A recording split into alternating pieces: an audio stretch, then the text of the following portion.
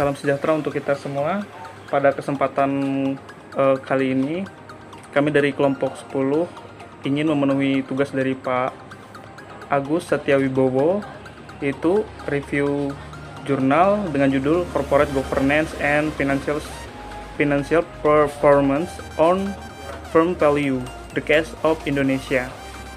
Adapun anggota kelompok kami, yaitu yang pertama saya sendiri sebagai moderator Yan Kordias, kemudian Rohit, Sinaria Saputra, Yosua Ongki Adi Prasetya, Rizky Aldi, kemudian yang terakhir yaitu Wahyudi.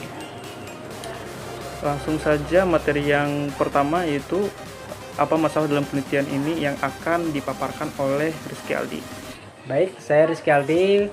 Saya akan menjelaskan tentang apa masalah dalam penelitian ini. Jadi masalah dalam penelitian ini adalah adanya ketidakkonsistenan atau research gap pada hasil penelitian sebelumnya mengenai pengaruh corporate governance terhadap nilai perusahaan.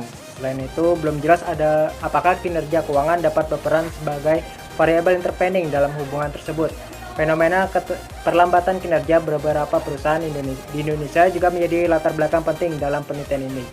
Lalu selanjutnya, teori apa yang digunakan dalam penelitian ini? Yaitu teori yang digunakan adalah signaling theory atau teori sinyal, yaitu teori yang menjelaskan bahwa perusahaan memberikan informasi kepada investor melalui laporan keuangan sebagai dasar pengambilan keputusan investasi. Saya Uhudi, saya akan menjelaskan bagaimana hubungan teori yang digunakan dengan topik penelitian ini. Teori signaling menjelaskan bahwa informasi yang diberikan perusahaan seperti kinerja keuangan menjadi sinyal bagi investor dalam mengambil keputusan investasi.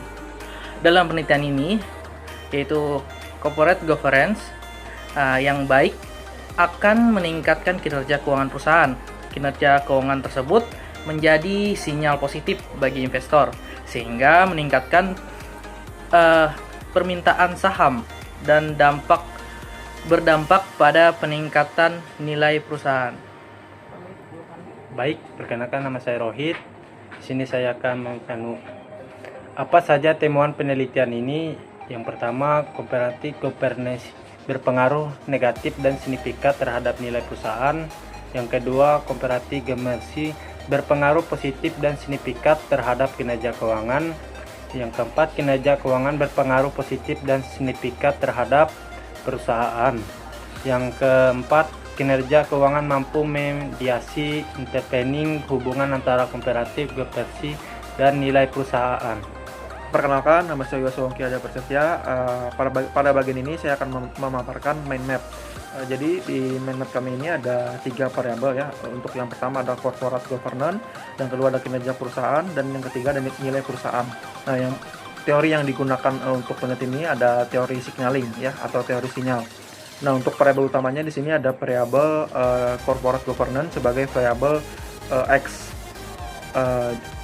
Corporate governance ini diproyeksikan dengan rumus kepemilikan institusional.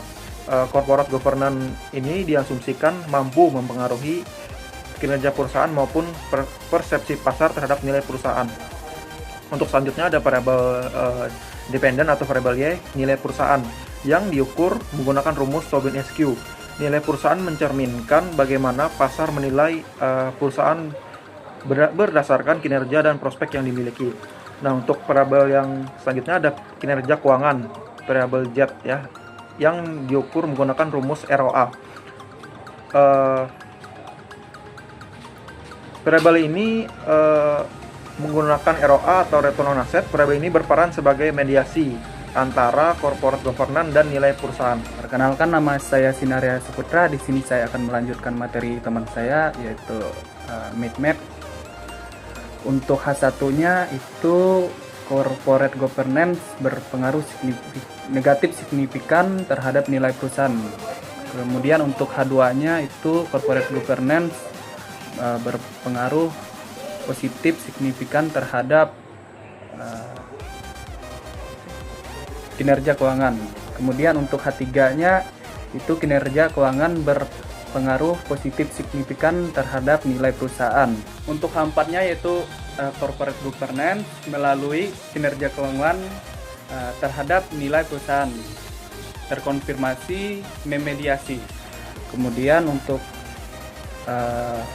Metode penelitiannya itu menggunakan aplikasi Word PLS versi 6.0 dan juga PLS SEM dengan menggunakan 105 sampel pada perusahaan manufaktur konsumsi IDX dengan periode 2018 sampai 2020.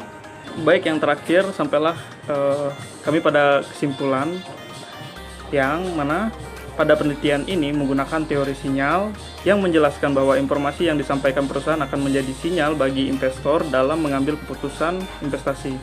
Corporate governance yang diproksikan melalui kepemilikan institusional berperan dalam meningkatkan pengawasan terhadap manajemen. Pengawasan yang baik akan mendorong peningkatan kinerja keuangan perusahaan yang diukur menggunakan return on asset atau ROA. Kinerja keuangan yang baik memberikan sinyal positif kepada investor mengenai prospek perusahaan sehingga meningkatkan kepercayaan investor. Nah, hal ini akan berdampak pada meningkatnya permintaan saham dan akhirnya meningkatkan nilai perusahaan yang diukur menggunakan Tobinski. Selain melalui kinerja keuangan, corporate governance juga memiliki pengaruh langsung terhadap nilai perusahaan. Oleh karena itu, kinerja keuangan dalam penelitian ini berperan sebagai variabel intervening dalam hubungan antara corporate governance dan nilai perusahaan. Sekian dari pemaparan hasil dari diskusi review jurnal kami. Semoga video ini bermanfaat bagi siapa saja yang membutuhkan. Kurang lebihnya kami mohon maaf. Terima kasih.